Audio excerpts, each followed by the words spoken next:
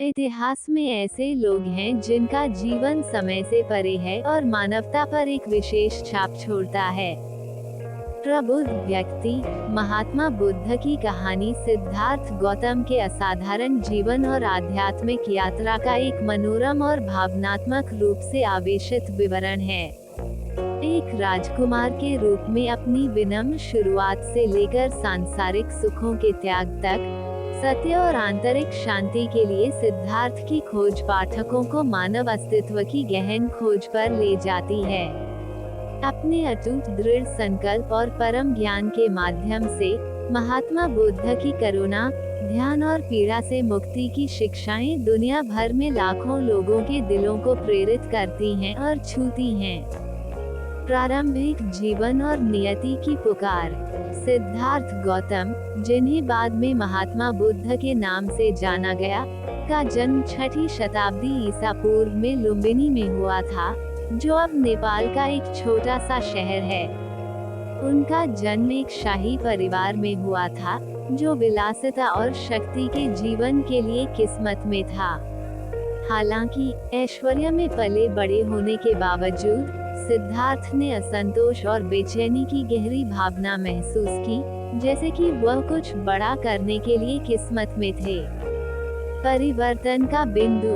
एक अतृप्त जिज्ञासा से प्रेरित होकर सिद्धार्थ ने मानव अस्तित्व के मूलभूत प्रश्नों के उत्तर खोजने के लिए एक आध्यात्मिक खोज शुरू की। उन्होंने अपने विशेषाधिकार प्राप्त जीवन को त्याग दिया, अपनी पत्नी, बच्चे और राज्य को अलविदा कह दिया और सत्य की खोज के लिए एक तपस्वी के रूप में दुनिया में निकल पड़े। संघर्ष और आत्मत्याग के वर्ष। 6 लंबे वर्षों के लिए सिद्धार्थ ने अपने शरीर को अत्यधिक अभाव और आत्म वैराग्य के अधीन करते हुए गंभीर तपस्या में खुद को डुबो दिया। उन्होंने प्रसिद्ध आध्यात्मिक गुरुओं की शिक्षाओं, गहन ध्यान में तल्लीनता और विभिन्न ध्यान तकनीकों में महारत हासिल की।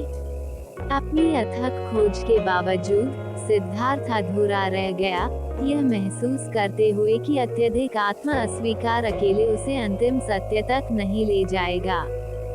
ज्ञानोदय का मार्ग। अपने पिछले दृष्टिकोण से मोहभंग होने पर सिद्धार्थ ने संतुलन और संयम के मार्ग का अनुसरण करने का निर्णय लिया, जिसे मध्यम मार्ग के रूप में जाना जाता है। बोधगया में बोधि वृक्ष के नीचे बैठकर उन्होंने प्रतिज्ञा की कि जब तक उन्हें ज्ञान प्राप्त नहीं हो जाता, तब तक वे उठेंगे नहीं।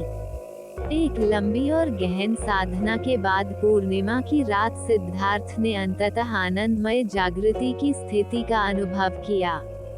4 आर्य सत्य। अपने ज्ञानोदय के बाद सिद्धार्थ को 4 आर्य सत्य समझ में आए, जो बौद्ध दर्शन की नींव बनाते हैं। पहला सत्य मानव जीवन में दुख के अस्तित्व को स्वीकार करता है। दूसरा सत्य बताता है कि दुख का कारण इच्छा और आसक्ति है।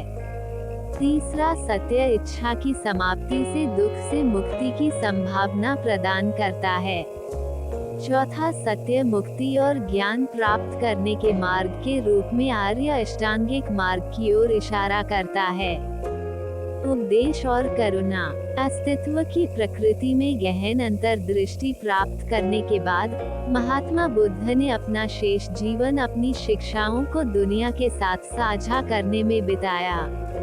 उनकी शिक्षाओं ने करुणा, ध्यान और नैतिक गुणों की खेती पर जोर दिया। उन्होंने अहिंसा, सभी जीवित प्राणियों के प्रति सम्मान और स्वयं और दूसरों के साथ सद्भाव में रहने के महत्व का प्रचार किया। एक विरासत जो समय को पार करती है।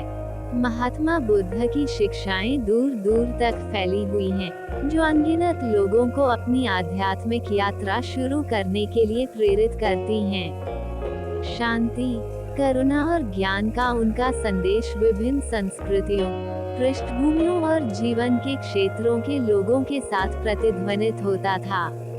आज बौद्ध धर्म दुनिया के प्रमुख धर्मों में से एक है, जिसके लाखों अनुयायी प्रबुद्ध व्यक्ति की शिक्षाओं के माध्यम से सांत्वना और ज्ञान प्राप्त करना चाहते हैं। निष्कर्ष।